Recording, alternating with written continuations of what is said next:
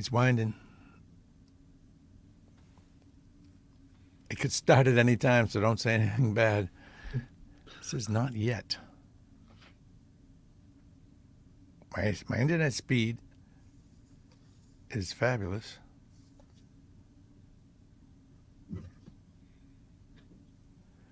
Well, this is... Hi, folks. We are live. Beatles fans. Do I have something for you? Attention, Beatles fans. This is what we're going to do for you. We're going to tell you where you can go to enjoy the Beatles with Beatles people and learn about and celebrate the Beatles on the Ed Sullivan Show. And here with me to talk about this event is Chachi LaPret, who is host of Breakfast with the Beatles. And we have Beatles magician John Logan. And they both join us to talk about what's coming up this Sunday. Ready, set, go. It's at City Winery. And Chachi, you do it. You do the rest here for, the next 5 minutes. 1 minute. Yes. Well, on this day back in 1964, the day before, February 7th, the Beatles landed in America. On February 8th, they had the day off, and they walked around Central Park. George Harrison was sick in the hotel with the flu. And then February 9th, the Beatles performed on the Ed Sullivan Show, and it changed everyone in the United States. 73 million people, myself included. And so it's a big event. It's 60 years since the Beatles came to America. And our monthly residency, Bradley J., at City Winery, this is month, I think, 17 or 18. We've been doing it every month, and every show is different.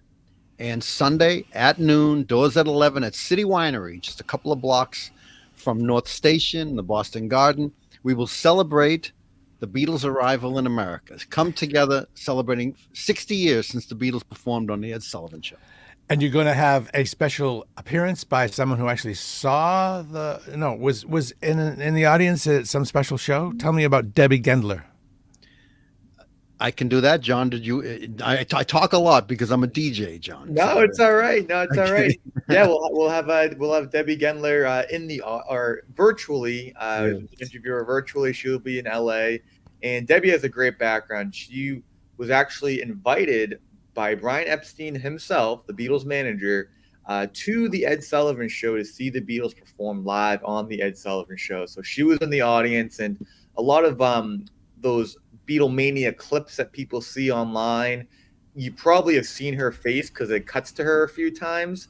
So I think the video that we played during our show, she actually pops up on the screen in the crowd. So we're going to be interviewing her. It's going to be fun. I'll be doing some magic as well, so you'll learn about the Beatles through the magic that I perform. We have live music by the 60s. We give away prizes. There's a little bit of everything for everyone, so I truly cannot wait for this event. So people love the band, the 60s. Someone, you mentioned, has seen them 44 times. That's a big deal. Yes, and this gentleman has come to our show, not 44 times, but pretty much every show, which is, 17 or number 18 right now. But yeah, as John was saying, Debbie Gendler was one of the first girls in America to realize who the Beatles were in 1963. When a family friend was in London, they went into a record store and said, "What's the hottest record?" And the guy at the counter said, "Well, there's a band up north called the Beatles, and this is their album. Everyone loves them." She bought the album, brought it back for Debbie. Blown away. She's like, "These are the 4 cutest guys I've ever seen in my life." And then on that particular album was a note where you could send a letter to join the Beatles fan club. She sent a letter from America, New Jersey, in March. Didn't get a reply till October. Was invited to meet Brian Epstein with the intention that she would help promote the Beatles in America. And in gratitude, she got 1 ticket. Then she saw the Beatles at Suffolk Downs, at Shea Stadium, Ed Sullivan, and she met them in their hotel. And she has these profound stories. She'll be sharing those stories. We're giving away original Beatles vinyl from our friend Bob Walsh from Cheap Thrills Music. And Bradley J. is our master of ceremonies, is our MC, is our guest in performing at all of our shows. And I say performing, he MCs brilliantly, and it's a lot of fun. So, and you know what? The weather's going to be great on Sunday. Yeah. Great prelude to what's that thing that people are doing at night? Oh, the Super Bowl. Yeah. Oh, it's funny. Yeah, I actually hadn't thought about that. Yeah. So beautiful day to get out. City Winery has great food and wine available, and you can order right during the show. So you're it's kind of dinner, not it's lunch theater in a way. It's Beatles lunch theater. You can win prizes. I want to talk a little bit more about John's magic. It's tough to understand what the magic looks like, how it works, if you haven't seen it. But John tailors it all to the Beatles. It all has everything to do with the Beatles, and it's big.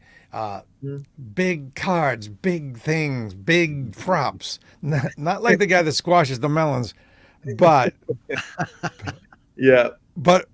big things. So it's not just like some guy holding a deck of cards. Is what my point is. It's showbiz. It's great.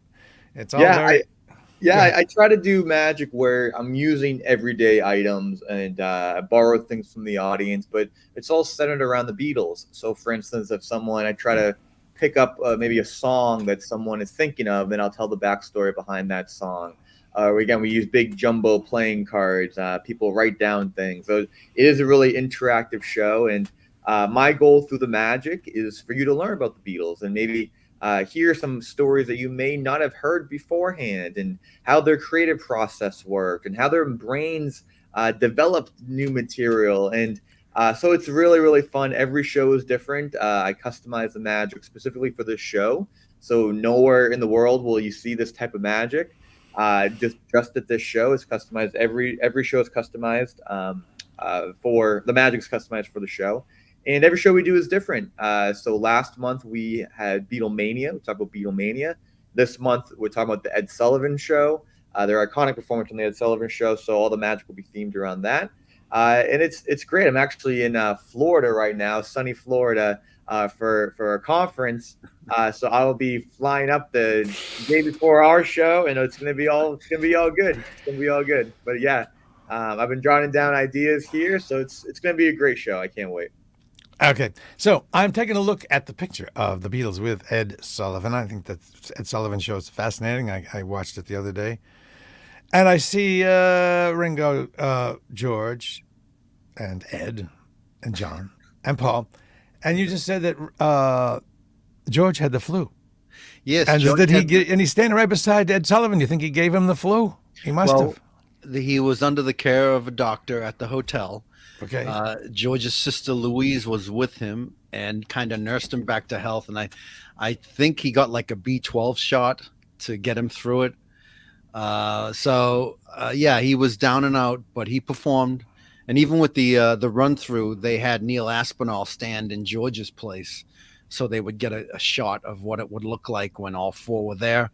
But I remember that night, Bradley, I watched it in Cambridge as a young kid, and my sister and two older brothers, and it was a life-changing event that's embedded in my head. And Brian was very astute. He made a deal with Ed Sullivan to do 3 appearances for $10,000, thinking the marketing alone for the Beatles doesn't require them to charge like Elvis Presley. Elvis Presley would charge Ed Sullivan $50,000 for 1 appearance. And Brian made a deal with Ed to do 3 appearances in February for $10,000. And it was a good deal for Ed and a great deal for the Beatles, because it just blew it wide open. All right. Is there any chance we can get you to, at some point, you don't have to do it right now, but your Ed Sullivan imitation? Right here on our stage. Who are some of your other guests, Ed? Well, we have Topo Gigio. I used to watch Ed Sullivan all the time when we were kids. At Sunday night, you always got around the TV at 8 o'clock on CBS for the great Ed Sullivan, the ultimate MC, with all due respect to you, Bradley J. Oh, yeah. He had a variety show where he exposed people to all kinds of things. In fact, on that same show, Bradley J., they had the cast of Oliver. And, Ed would have Broadway cast come in and do scenes live from their play. They had the cast of Oliver, and playing Oliver that night was Davy Jones of the Monkees. Man, that's something. Yep. I don't want to get too far off track, but imagine being Ed Sullivan, like what his week was like. The guests are coming in. I'm sure he's got to do all kinds of negotiations and stuff, and kind of Saturday Night Live-y, right? I mean, it was taped, but still, you got to put together a show every week, right? That is correct. And you know what's worse? For the other performers on that show that night, they were all completely eclipsed. And it's tough to go out there after the Beatles first opened the show with 3 songs, and then there's a comedy duo, and then Oliver, and everyone in the audience is there for the Beatles. So whenever there was an opening act for the Beatles, they had to deal with the fact that it'd be tough to get through to the audience because they're too busy screaming, "We want Beatles." I also So, heard a rumor that there was a magician on the same bill mhm. that night, and I don't know if this was true, but I heard that he was using colorful silks or something like that. But because everything was aired in black and white, no one at home knew what the magic was because it was all black and white. But yeah, it's just a funny story how Ed Sullivan gets so many different acts up on his show. So, John, when you watch this Ed Sullivan thing, what are your thoughts about not just about the Beatles, about the time, about the show?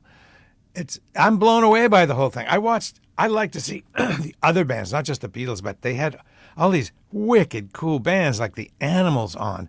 And having the Animals on was weird because they were dark. There is a house in New Orleans. And it was a black background. And this is like a happy time. The 60s where, people are goofy.